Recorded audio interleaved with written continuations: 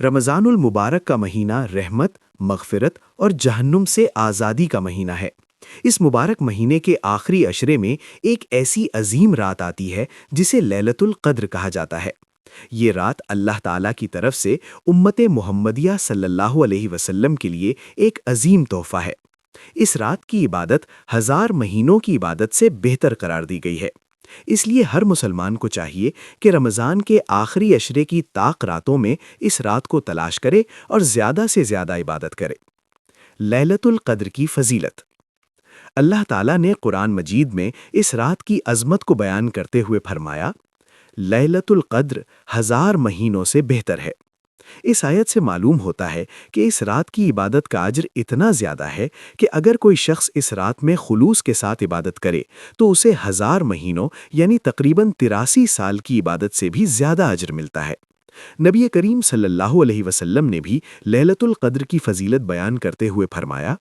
حضرت ابو ہریرہ رضی اللہ عنہ سے روایت ہے کہ رسول اللہ صلی اللہ علیہ وسلم نے فرمایا، جو شخص لیلۃ القدر میں ایمان اور ثواب کی نیت سے قیام کرے اس کے پچھلے تمام گناہ معاف کر دیے جاتے ہیں۔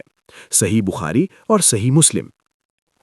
یہ حدیث ہمیں بتاتی ہے کہ اگر کوئی مسلمان اخلاص اور اللہ کی رضا کے لیے اس رات عبادت کرے تو اللہ تعالیٰ اس کے پچھلے گناہوں کو معاف فرما دیتا ہے۔ لیلۃ القدر کب ہوتی ہے؟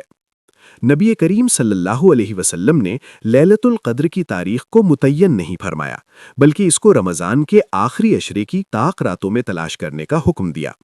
حضرت عائشہ رضی اللہ عنہا سے روایت ہے کہ رسول اللہ صلی اللہ علیہ وسلم نے فرمایا، لیلۃ القدر کو رمضان کے آخری عشرے کی طاق راتوں میں تلاش کرو۔ صحیح بخاری۔ طاق راتوں سے مراد 21، 23، 25، 27 اور 29 رمضان کی راتیں ہیں۔ اگرچہ بعض لوگ 27ویں رات کو زیادہ اہم سمجھتے ہیں، لیکن حقیقت یہ ہے کہ ہمیں تمام طاق راتوں میں عبادت کا اہتمام کرنا چاہیے۔ نبی کریم صلی اللہ علیہ وسلم کا آخری عشرے کا معمول۔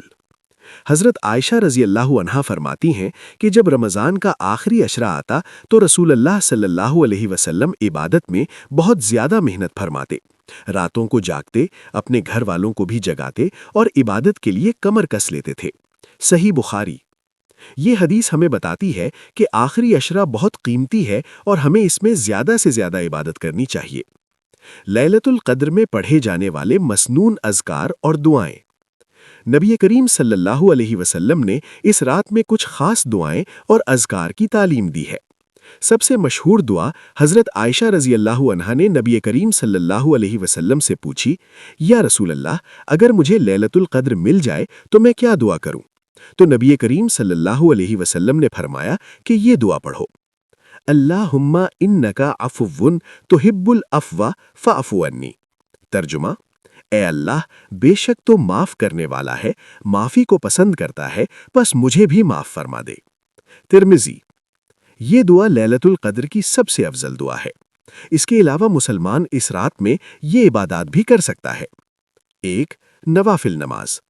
لیلۃ القدر میں زیادہ سے زیادہ نوافل نماز پڑھنا بہت بڑی عبادت ہے۔